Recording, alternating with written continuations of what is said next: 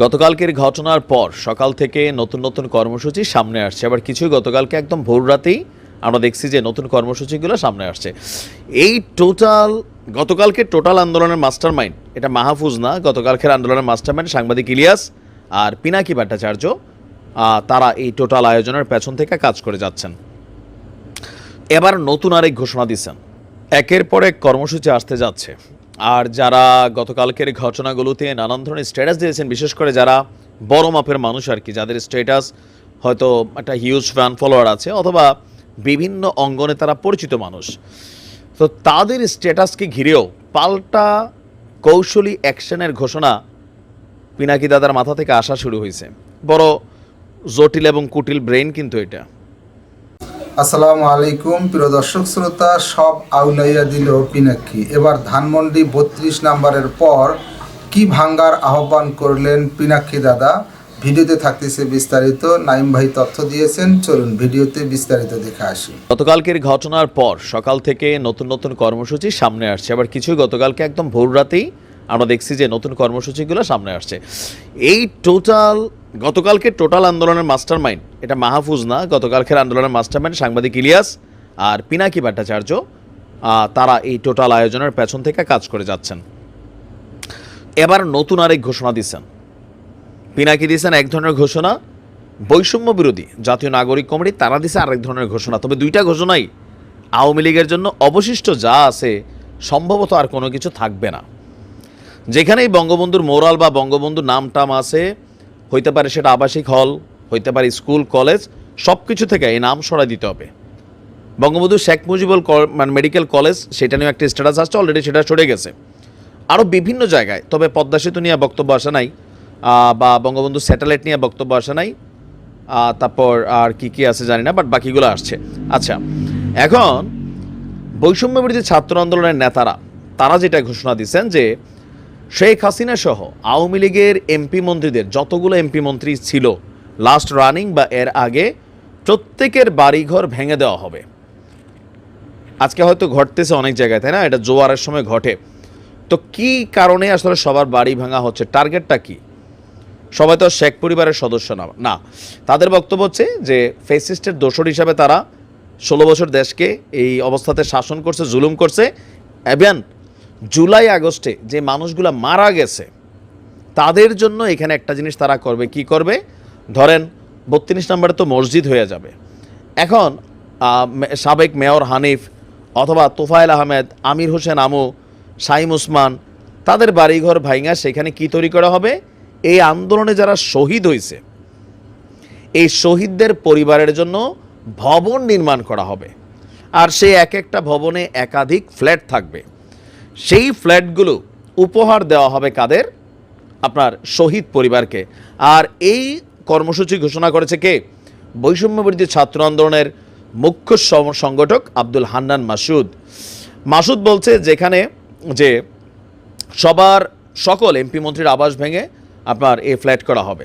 তো এর কিছুক্ষণ পরই আরেকটি স্ট্যাটাস দিয়েছেন তিনি, সেখানে লিখছেন যখন 32-এর ভাঙচুর শেষ কমপ্লিট, এটা এই প্রজন্মের ক্ষোভ, বাপকে বেচা মানুষকে গুমখুন করার ক্ষোভ, চোখের সামনে তাদের ভাই বোনদের রক্ত ঝরানোর ক্ষোভ, এটা যে কোনো স্বৈরাচারের অত্যাচারীর জন্য বড় শিক্ষা হয়ে থাকবে, যদিও কেউই ইতিহাস থেকে শিক্ষা নেয় না। লাস্টের লাইনটা খুবই সুন্দর লিখছে যে ইতিহাস থেকে আসলে কিন্তু আমরা শিক্ষা নেই না। তবে এখানে এক ঢিলে দুই পাখি মোটামুটি স্বীকার করা হয়ে গেছে পোলাপানের। আমরা যদি দেখি আপনার এছাড়াও আমরা বিভিন্ন সমন্বয়ক যারা বৈষম্য বিরোধী ছাত্র আন্দোলনের নেতারা আছেন তাদেরকেও দেখছি যে তারা নতুন নতুন কর্মসূচি ঘোষণা করছেন। মোট কথা যেই মোরাল নিয়ে তৎকালীন সময়ে আপনার মোটামুটি জোরপূর্বক এই মোরালগুলো কিন্তু স্থাপন করা হয়েছে, আমরা তখন এটার প্রতিবাদ করছিলাম। তখন আমি বলছিলাম যে এটা আসলে কোথাও না কোথাও এটারে হালাল করার জন্য হুজুরদের মাধ্যমে বয়ান দেওয়া হয়েছে। তো আজকের দিনে দেখেন পরিণতিটা কি হইল। আছে কোনো কিছু আর? আজকে সারা বাংলাদেশে যত মোরাল আছে, প্রত্যেক এলাকার রিজনাল পোলাপাইন যারা আছে, আমি দেখছি ফেসবুকে পরিচিত অপরিচিত, যে যত মোরাল আছে সব ভাঙা দিতে হবে। এর পাশাপাশি এমপি মন্ত্রীদের বাড়িঘর সেগুলোও টার্গেট হবে। দেখা যাক আসলে কি ঘটে। বাঙালি আমরা মানে যখন যেটা ধরি সেটা শেষ না করা পর্যন্ত কিন্তু থামি না। ইতিহাস রিপিটেড হয়, দেখা যাক আজকে আর কি কি ঘটাইতে পারে। পিনাকির আহ্বানে মোটামুটি জিয়াফতেরও একটা ব্যবস্থা মনে করা হচ্ছে। এখন বাকি আছে প্রথম আলো, ডেইলি স্টার, আবার উপদেষ্টাদের মধ্যে অনেকে আছে। আমরা দেখছি যে পিনাকি লিখছিলেন যে কমেন্টে দেখেন, সেখানে কেউ লিখতেছিল যে সেনাপ্রধানকে জয় বাংলা করা দরকার, উপদেষ্টা আসিফকে জয় বাংলা করা দরকার, মানে আসিফ নজরুল স্যাররে। আবার কেউ লিখছিলেন যে কি বলা হয় যে আপনার মোস্তফা সারোয়ার ফারুকিরেও সাইজ করে ফেলা দরকার। তো যেইভাবে স্রোত ক্রিয়েট হয়েছে, ঘটনা ঘটলেও ঘটে যেতে পারে। একের পর এক কর্মসূচি আসতে যাচ্ছে, আর যারা গতকালকের ঘটনাগুলোতে নানান ধরনের স্ট্যাটাস দিয়েছেন, বিশেষ করে যারা বড় মাপের মানুষ আর কি, যাদের স্ট্যাটাস হয়তো একটা হিউজ ফ্যান ফলোয়ার আছে অথবা বিভিন্ন অঙ্গনে তারা পরিচিত মানুষ, তো তাদের স্ট্যাটাসকে ঘিরেও পাল্টা কৌশলী অ্যাকশনের ঘোষণা পিনাকি দাদার মাথা থেকে আসা শুরু হয়েছে। বড় জটিল এবং কুটিল ব্রেন কিন্তু এটা। গতকালকে যখন 32-এ আগুন দেওয়া হয়েছে, আওয়ামী লীগের নেতাকর্মীরা তারা তো তাদের জায়গা থেকে প্রতিবাদ বিক্ষোভ করছেনই, এর পাশাপাশি মিডিয়া অঙ্গন থেকে আমাদের শক্তিশালী উপদেষ্টা বলা হয় তাকে ডক্টর মোহাম্মদ ইউনূসের সরকারের যিনি ব্যাকবোন হিসেবে কাজ করছেন, ডক্টর আসিফ নজরুল ইসলাম, তিনার শাশুড়ি, নিশ্চয়ই বুঝতে পারছেন কার কথা বলছি, মেহের আফরোজ শাওন, হুমায়ুন আহমেদের ছোট স্ত্রী মেহের আফরোজ শাওন। তো তিনি আপনার 32-এ আগুন দেওয়ার পর তিনি একটা স্ট্যাটাস দিয়েছেন।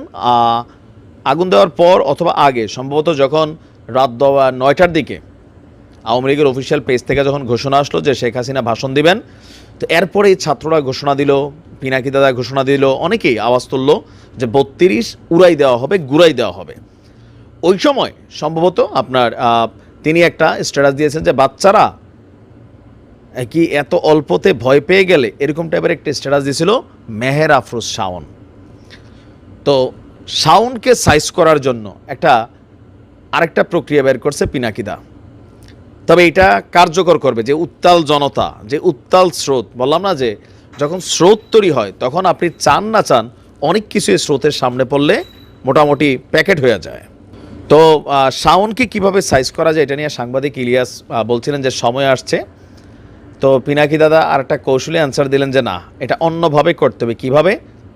নুহাস পল্লী, হুমায়ুন আহমেদের স্মৃতি বিজড়িত সেই নুহাস পল্লী, এবার তিনি নুহাস পল্লীর দিকে হাত দিতে যাচ্ছেন টেকনিক্যালি।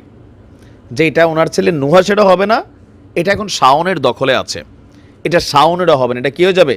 এটা রাষ্ট্রীয় প্রপার্টি হয়ে যাবে, জনগণের। কেন? হুমায়ুন আহমেদ কারোর পারিবারিক সম্পত্তি ছিলেন না, তার ফ্যান ফলোয়ার বা তার ভক্ত সারা বাংলাদেশে আছে।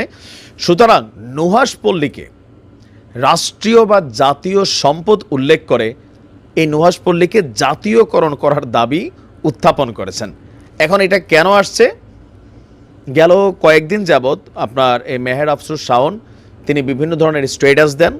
এখন স্বাভাবিক, তার মেয়ের জামাই আসিফ নজরুল ইসলাম এত বড় একজন উপদেষ্টা, তো তাকে নিরাপত্তা দিবেন। কিন্তু গতকালকে একটা জিনিস তো স্পষ্ট, আমি যেটা দেখলাম, যারা নিরাপত্তা দিবে তারা নিজেরাই তো নিরাপত্তাহীনতায় ভুগতেছে। গতকালকে পুলিশরে তো খুঁজেই পাওয়া যায় নাই, সেনাবাহিনী গেছিল, যাওয়ার পর ছাত্ররা ভুয়া ভুয়া স্লোগান দিয়া, সেনাবাহিনী গেছিল বেসিক্যালি আপনার এই যে ক্র্যান বা বুলডোজার ওইটা যেন প্রবেশ না করে, সম্ভবত এই কারণে গেছিলো, এমনটা আমরা শুনছিলাম পিনাকির মুখে। তো সাংবাদিক ইলিয়াস বলছিল যে বুলডোজার সেনাবাহিনীর উপর দিয়ে চালাই দেন যারা বাধা দিবে। ওই মুহূর্তে ঠিকই কিন্তু এমন ঘটনা ঘটে যেত, কারণ কিছু সিচুয়েশন আছে আবেগ দিয়ে না বিবেক দিয়ে কাজ করা লাগে। তো সেনাবাহিনী গতকালকে সেখানে তারা সরে গেছেন। এখন ধরেন মেহের আফরোজ শাওনের বিপরীতে যদি পিনাকি আর সাংবাদিক ইলিয়াস মিলে একটা ডাক দেয়, নিরাপত্তা যারা দিবে তারা নিরাপত্তা দিয়ে এই মুহূর্তে আসলে টিকতে পারবে না বা টিকাইতে পারবে না, মব জাস্টিস হয়ে যাবে, নুহাস পল্লী তস্তস হয়ে যাবে। তো পিনাকি লিখছেন যে নুহাস পল্লী জাতীয় সম্পদ, নুহাস পল্লী জাতীয়করণ করে ওইখানে হুমায়ুন আহমেদ জাদুঘর করা হোক। আপনার যেখানে আপনার আমরা যদি দেখি এই কথাটা কখন আসছে, সাংবাদিক ইলিয়াসের সাথে যখন এই ভাঙচুর চলছিল ধানমন্ডি 32-এ, তো তারা একটা লাইভ করতেছিলেন। যখন সাংবাদিক ইলিয়াস লাইভের মধ্যে মেহের আফরোজ শাওনের স্ট্যাটাসটা নিয়ে আলোচনা করছিলেন এবং কি ভাবছিলেন যে যে মানে সাউন্ডে কিভাবে সাইজ করা যায়, তখন পিনাকি দাদা বলছিলেন যে এইভাবে না, অন্যভাবে সাউন্ড ঠান্ডা হয়ে যাবে। তবে এখন যে পলিসি বের করছেন আসলে ঠান্ডা হয়ে যাবে, সাময়িক হোক বা যে কোনো কারণেই হোক। আর দেখা যাক পিনাকির এই বক্তব্যের এগেনস্টে মেহের আফরোজ শাওন তিনি আবার কি প্রতিক্রিয়া দেন। অপেক্ষা করুন। ভালো থাকুন। আসসালামু আলাইকুম। প্রিয় দর্শক শ্রোতা, পিনাক্কি দাদা এবং সাংবাদিক ইলিয়াস যে আহ্বানগুলো করতেছেন, জনগণ কিন্তু সেগুলো স্বতঃস্ফূর্তভাবে সেই আহ্বানে সাড়া দিচ্ছে এবং সেগুলো পালন করতেছে। বাংলাদেশে দুইজন জনপ্রিয়